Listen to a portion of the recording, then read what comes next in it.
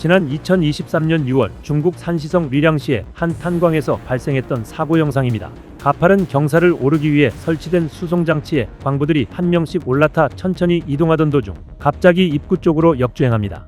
탄광 안쪽 폭발로 인해 강한 후폭풍이 발생했고 광부들은 마치 종이장처럼 날아가 바닥으로 떨어지거나 벽에 부딪혔습니다. 당시 사고로 3명이 숨지고 1명이 중상을 입었으며 경상자도 수십 명이 나왔는데요. 지난 22일 산시성 창지시 친위안현의 광산 폭발 사고로 발생한 사망자가 최소 82명으로 집계되면서 이번 사고의 규모가 얼마나 큰지 짐작할 수 있습니다.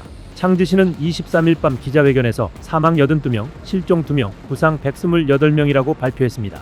이는 지난 17년간 중국에서 발생한 탄광 재해 가운데 가장 큰 것으로 알려졌습니다. 중국에선 2009년 헤이룽장성 신싱탄광 가스 폭발 사고로 108명이 숨진 바 있습니다. 이런 가운데 당국의 사망자 축소 및 사고 원인 은폐에 대한 의혹이 계속해서 제기되고 있습니다. 친위안현 당국은 사고 발생 초기 지하 갱도에 있던 247명 가운데 201명이 무사히 지상으로 올라왔다면서 8명이 숨졌고 갱도에 있는 38명에 대한 구조 작업을 진행 중이라고 발표했는데요.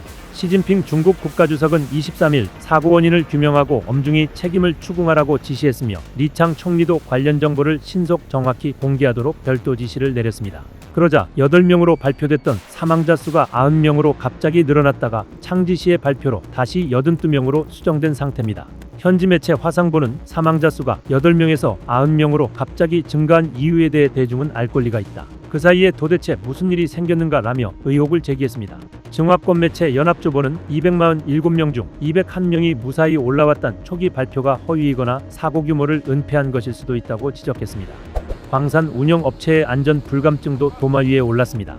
중국 국영매체 신화통신은 폭발 당시 광산에 247명이 있었지만 구조대가 정확한 위치를 파악할 수 있도록 위치 추적 장치를 소지한 사람은 144명에 불과했다고 보도했습니다.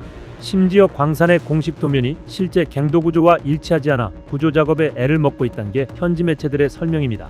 베이징 뉴스에 따르면 현지 구조팀장은 업체 직원들을 질책하며 이건 가짜지도다. 생사가 걸린 상황에서 어떻게 정보를 숨길 수 있나 라고 말한 것으로 알려졌습니다.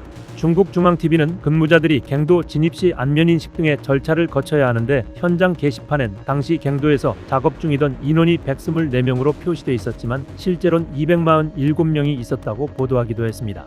당국은 해당 광산기업이 중대한 위법 행위를 저질렀다고 보고 책임자들을 체포하는 한편 로봇 등을 동원해 실종자 수색 작업을 이어가고 있습니다.